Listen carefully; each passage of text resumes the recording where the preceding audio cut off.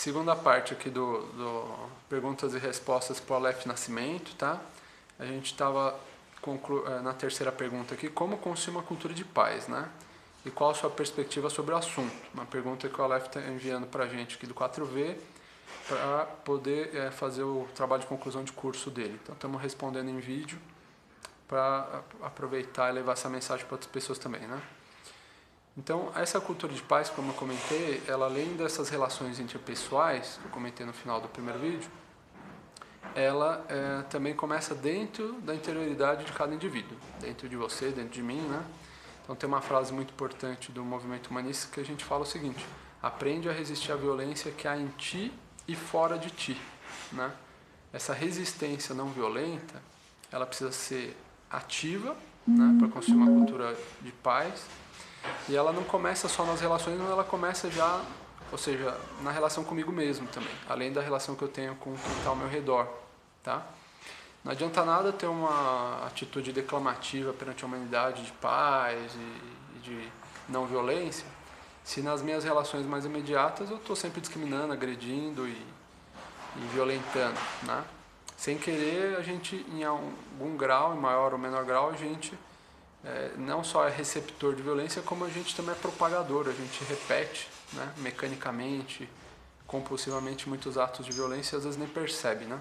Lembrando, quando a gente fala de violência, no nosso conceito não é só a violência física, mas existem outros tipos de violência mais sutis, como a violência econômica, que é a principal violência no momento atual. Tem a violência racial, a violência religiosa, violência sexual, tem vários tipos de violência, né? E vários tipos de agressão em distintas escalas, níveis e graus, né? Então a gente vai trabalhando para superar cada uma delas, e isso começa na nossa interioridade e nas relações mais próximas, tá? E depois certamente isso vai derivando para relações maiores, né? Mais sociais, históricas, políticas e culturais, tá? Quarta pergunta. No último 2 de outubro, deu-se início à segunda Marcha Mundial pela Paz. Como é realizar a cobertura de um evento dessa escala pela paz? Conte-nos um pouco sobre o evento. Muito bem. A Marcha Mundial, a gente no Movimento Humanista organiza ela a cada 10 anos, tá? Essa é a segunda edição, porque é uma marcha que realmente roda o planeta inteiro. A primeira marcha a gente brinca que foi a volta ao mundo em 90 dias. Essa segunda marcha está sendo em 5 meses, né? Dá um pouco mais, 5 vezes 3 dá uns 150 dias, um pouco mais de 150 dias, acho que 157 dias. Essa marcha mundial, ela tem alguns objetivos, né? A nível local, estabelecer uma educação para a não violência, que isso seja incluído como um currículo complementar, né? Que tem atividades uma vez por ano, símbolos da paz nas escolas, redações, desenhos para as crianças, que se façam conhecer, né, as biografias de pessoas como Gandhi, como Luther King, que conseguiram resolver muitos conflitos utilizando a metodologia da não violência, que as pessoas conheçam, porque muitas vezes descambam para a violência justamente por não conhecer esses caminhos, né, que existem da não violência. E não conhecer o quão poderoso isso é também, quão eficaz isso é. É muito mais eficaz que a violência, sobretudo a médio e longo prazo, né, muito mais duradouro. Só que como as pessoas desconhecem, então precisa se levar isso através da educação para criar essa consciência, né?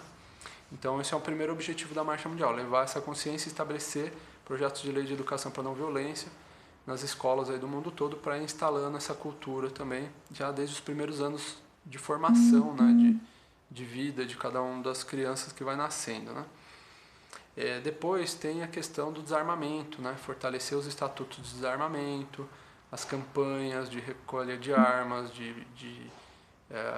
enfim, isso daí pra gente é uma questão fundamental também. E tem uma questão a nível, isso é uma questão a nível nacional, né? E as questões a nível internacional, a principal delas é colocar nos países essa cláusula de recusa a resolver, né, guerras, ou seja, resolver conflitos através de guerras, né? Colocar isso como a Bolívia colocou na Constituição dela, o Evo Morales fez isso. A gente ter mais constituições que incorporem, né, a diplomacia e outros caminhos para a resolução desses conflitos internacionais que vão surgindo. E a questão da proibição das armas nucleares, né? Já existe hoje um projeto da ONU, não é o de não proliferação, esse é um antigo, o atual é de proibição, tá? Essa proibição, ela precisa ser gradual e proporcional, então a gente, pela Marcha Mundial, briga para que os países vão se desarmando progressivamente, né? Não adianta um país se desarmar e o outro continuar armado até os dentes, tem que ter nesse desarmamento nuclear paulatino de todas as partes, e isso é uma questão fundamental para a sobrevivência da humanidade. Nesse projeto da ONU já tem mais de 70 países que assinaram, quando tiver 100 países isso passa a ser vinculante, obrigatório para todos os países, né? Então a gente está trabalhando muito nesse sentido. Depois, além dessa assinatura, tem a ratificação, que eu acho que são 50 países que precisam ratificar, já tem uns 40 países que ratificaram. Então a coisa tem avançado, né? E os objetivos da Marcha Mundial, entre outros, são esses 3 principais, tá? Entre vários outros também, aí que depois entrando no site da Marcha Mundial, vocês vão ter mais detalhado, porque senão ficaria muito longo esse vídeo aqui, tá? Como é realizar a cobertura de um evento dessa escala pela paz? Bom, a agência Presença, né, e o Papo 4V surgiram justamente da primeira Marcha Mundial. Então, para organizar, né, voluntários que ajudassem a cobrir a primeira Marcha Mundial, nos obrigou a desenvolver uma metodologia aí de organização coletiva, né, no mundo todo, que hoje a Presença está em mais de 7, 8 idiomas e mais de 15 países. Então a gente teve que desenvolver toda uma forma para conseguir fazer a cobertura da marcha, né?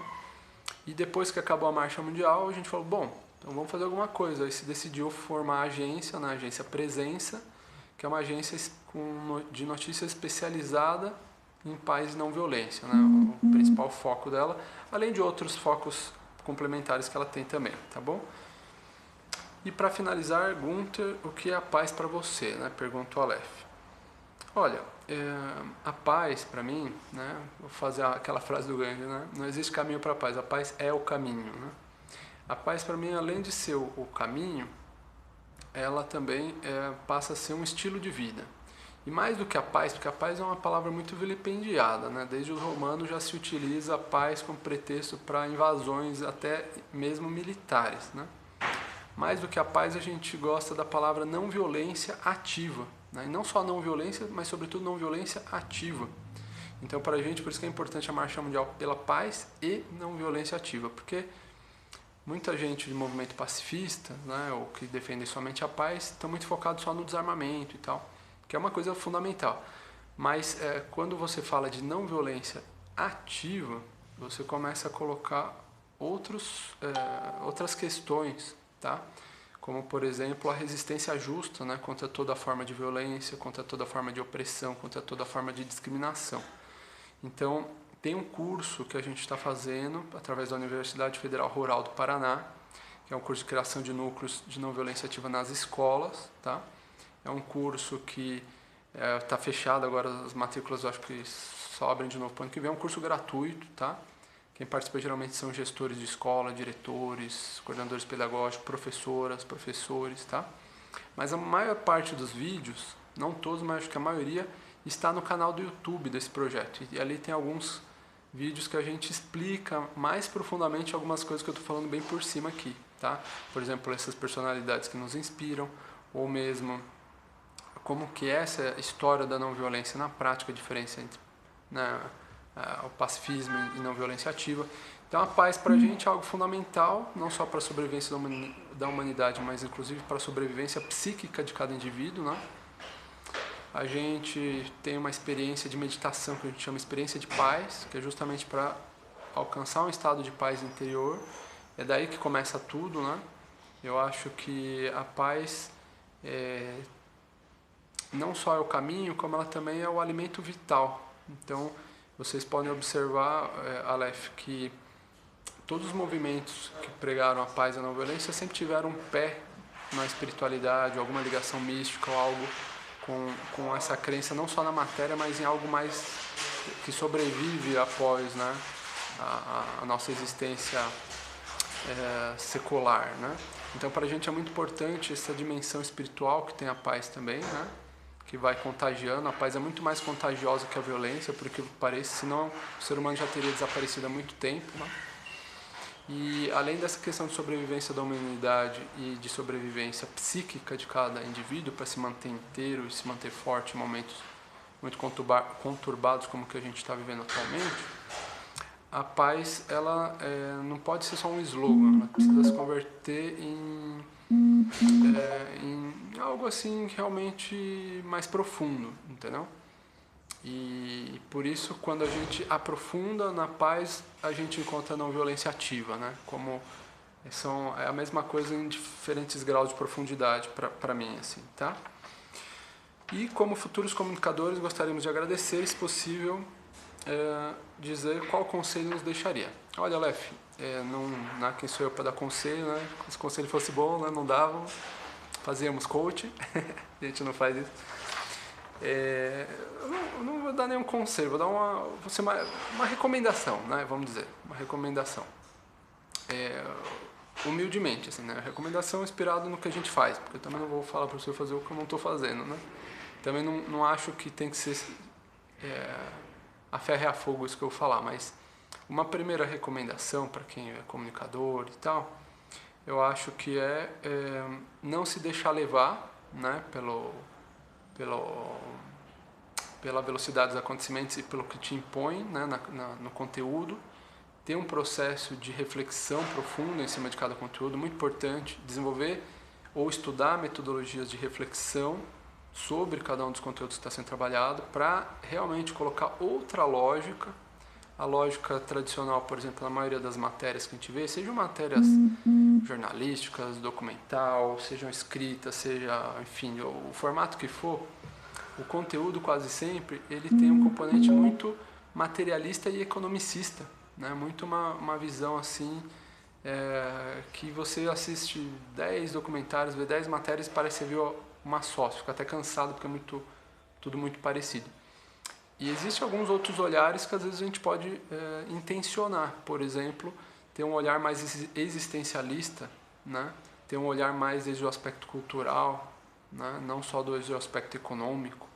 Tentar entender, por exemplo, as coisas desde um aspecto mais antropológico ou desde um aspecto mais espiritual, por exemplo, né? Então tem muitos olhares que vocês podem aplicar sobre as reportagens, né? No nosso caso, a gente tenta fazer esse esforço, né? Um esforço intelectual e um esforço de alma também, de conseguir ter uma abordagem diferente, porque às vezes não é simplesmente dar uma matéria, um furo, uma coisa, porque os comunicadores, a maioria, quero dar um furo para ficar famoso, é super legal isso também, né? Óbvio. Mas às vezes essa mudança de perspectiva e de abordagem, ela já traz uma contribuição maior do que qualquer furo, né? E pode ser que não chame tanta atenção como um furo, mas isso, bom, o 4V a gente tem feito isso e tem chegado em centenas de milhares de pessoas e tal, justamente por ter uma abordagem às vezes que falta, né? E no deserto, um pouquinho de água, né? Todo mundo fica sedento, né? Então às vezes essa água, esse manancial de futuro, sabe? Tentar enxergar, por exemplo, um exercício de reflexão das matérias, não só da conjuntura, mas também para o futuro. E quais são os contrapontos de coisas boas a essas notícias ruins? Isso daí está ruim, mas o que poderia ser no lugar? Então fazer um pouco esse esforço, né? A gente recomenda uma coisa que muitos jornalistas por aí não recomendam, a gente recomenda. A maioria dos comunicadores é educado na universidade para... Eu sou formado em rádio e televisão, tá? Em comunicação social, é minha formação também, minha graduação. Ele é formado para ter uma neutralidade, né? É falado muito sobre isso, neutralidade de pauta, enfim, né? Você ser neutro, você só é o mensageiro, só comunica. E isso é impossível, né? Eu acho que é interessante buscar o contraditório, visões múltiplas, né? Evitar maniqueísmos, evitar a visão preto e branco e muito polarizada das coisas. Mas é importante, ao contrário de ter neutralidade com a pauta, a gente prega um compromisso com a pauta. Então, se você é comunicador, buscar pautas que te apaixonem, porque isso vai te dar um impulso suficiente para aprofundar nessa pauta, nessa matéria, e para simplesmente buscar um outro viés que às vezes a maioria das pessoas não consegue ter, justamente por não aprofundar tanto e não dedicar um pouco mais de tempo para investigar, para refletir, para reestruturar, reelaborar, entendeu? Então, o que a gente recomenda é um compromisso com a pauta. Aquelas pautas que te tiram sono, debruce-se sobre elas. Trabalhe profundamente nelas, porque talvez você tenha alguma missão de vida com essa pauta, você tem algo que contribui aí. E não existe jornalista, não existe comunicador, radialista, ou enfim, produtor, o que for, que não tenha um pouco de opinião ali. Por mais imparcial que tente se ser, né? Porque se ensina muito da imparcialidade. A gente ensina sobre o ativismo. O nosso veículo, a gente tenta abordar todos os lados, né, das histórias, mas com esse compromisso de pauta, né? Então, uma vez que se assume esse compromisso, eu acho que também fica uma comunicação mais honesta. A pessoa sabe qual a sua postura e com quem está lidando. Hoje em dia isso eu cada vez mais aceito. Uns anos atrás, 10 anos atrás, isso seria uma conversa que eu seria enxovalhado. Hoje, até os veículos mais tradicionais, né, do sistema capitalista aí já assumem, né, a militância que tem ali, né, cada vez mais evidente. Não digo que não é interessante também ter veículos que exercitam uma imparcialidade, uma neutralidade, mas desde que conheça os limites dessa imparcialidade, dessa neutralidade. Então, o que a gente recomenda é esse compromisso com a pauta, né? Com uma pauta que seja transformadora, que contribua para a humanidade, que ajude as pessoas a evoluir, né? A gente, obviamente, quando a gente fala compromisso com a pauta, não é com pautas destrutivas, é com pautas que construam, né, uma sociedade e um mundo melhores, né? Então, é um pouco essa a minha dicas, né? O conselho, não tô dando nem vendendo. Tá? Espero que ajude aí no trabalho de vocês. Espero que vocês tenham um TCC muito bom, tá bom? Tudo de bom aí. Sorte aí nos trabalhos.